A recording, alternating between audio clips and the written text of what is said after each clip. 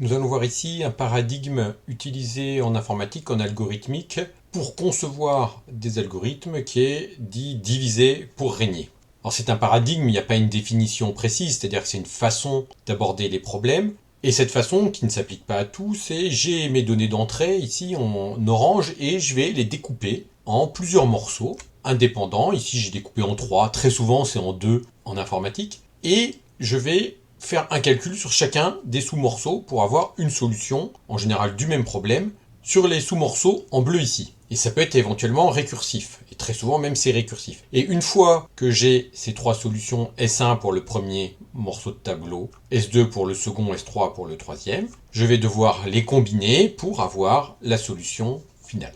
Alors ça marche pas pour tout parce que des fois la propriété elle est vraiment globale, mais ce qu'il faut c'est qu'on puisse à partir de résultats indépendants, S1, S2, S3 sur les morceaux, facilement calculer. Si ici il y a un gros calcul, c'est pas intéressant. Et ce qui va être intéressant en pratique après, en général en termes de complexité, c'est si on arrive à bien découper les morceaux dans des tailles qui sont similaires, pour avoir vraiment une cassure de la taille. Alors prenons un petit exemple qu'on peut faire bien sûr autrement qu'en diviser pour régner, c'est en orange mes données c'est un tableau T. Et ce tableau T, je veux savoir, qui contient des entiers par exemple, quelle est la plus petite valeur, le minimum du tableau. Alors je peux faire une boucle, parcourir pour chercher le min, mais on peut aussi le faire en diviser pour régner, en disant je vais le couper en deux, pile au milieu, je vais avoir un tableau T1, un tableau T2. Je vais calculer récursivement avec l'algo que je suis en train de faire le minimum de T1 et le minimum de T2. Donc ça veut dire que quand les tableaux seront tout petits, de une ou deux cases, je vais dire comment on calcule le minimum quand c'est un petit tableau. Et sinon je découpe, et quand je connais le min de la première moitié et le min de la seconde moitié, c'est facile. Le min du tableau en entier, c'est le plus petit du min de T1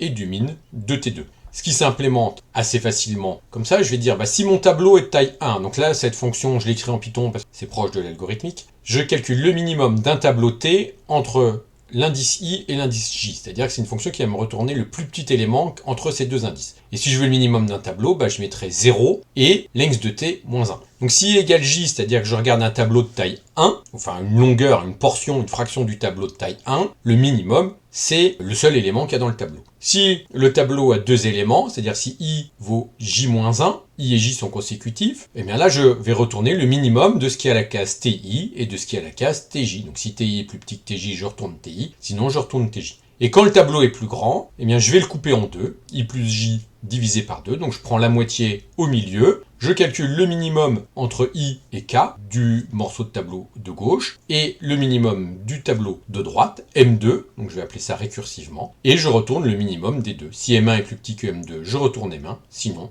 je retourne M2. Et on a là un algo divisé pour régner qui marche bien.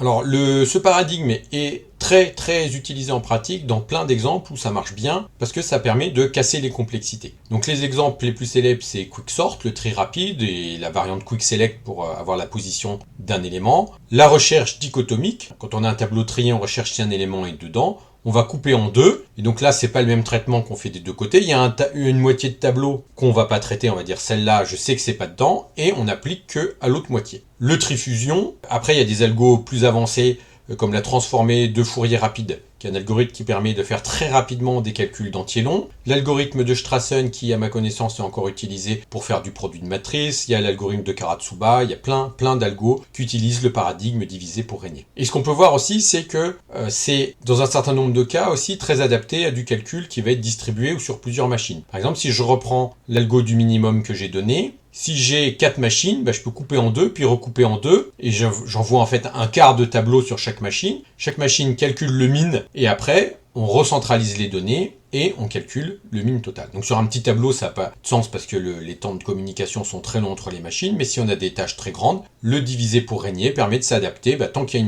des machines disponibles, on coupe en deux, et on distribue sur les machines qui sont là.